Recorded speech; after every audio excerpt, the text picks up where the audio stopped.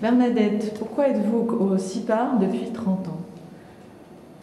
C'est une longue histoire et je ne vais pas vous la raconter parce qu'il me faudrait des jours et des nuits peut-être.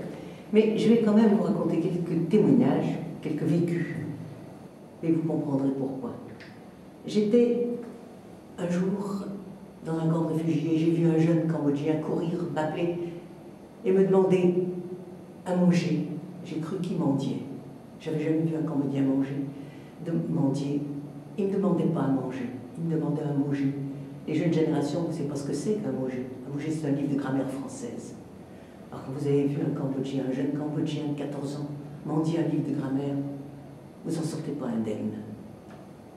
Et puis, un jour, c'était en 93, j'étais dans la province de Prévingue. À cette époque-là, au Cambodge, il n'y avait pas de livres.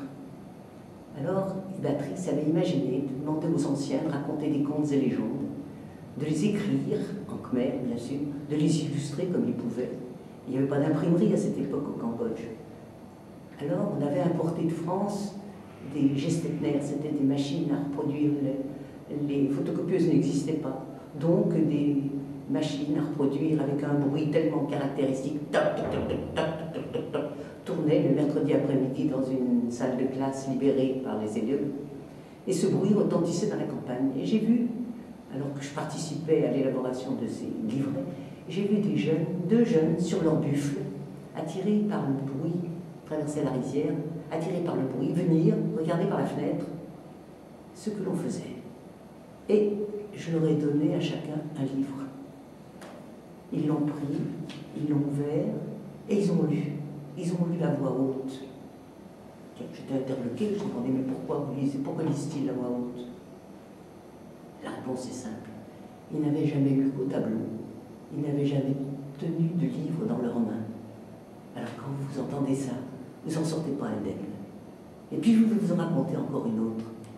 C'était avec le bibliobus, une tournée avec le bibliobus. Le bibliothécaire avait fait l'heure du compte, et puis après chacun allait chercher un livre. Et il y avait des enfants, des adolescents, et puis aussi des adultes, et même des vieux, qui étaient peut-être plus jeunes que moi, enfin ça fait rien. Et j'étais intriguée par ce couple.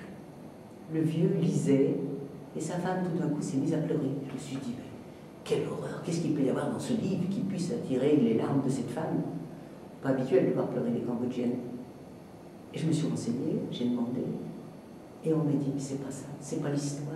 Cette femme découvrait que son mari savait lire. Il n'avait pas tenu de livre dans les mains depuis 1975. C'était d'émotion qu'elle pleurait. Alors, quand vous avez vu ça, quand vous avez entendu ça, vous n'en sortez pas indemne. Alors, je pense que je n'ai pas besoin de vous dire autre chose pour que vous compreniez pourquoi depuis 30 ans je suis aussi là, et puis pourquoi je continue, parce que tous les Cambodgiens n'ont pas encore un livre dans leurs mains. Voilà ce que je voulais vous dire.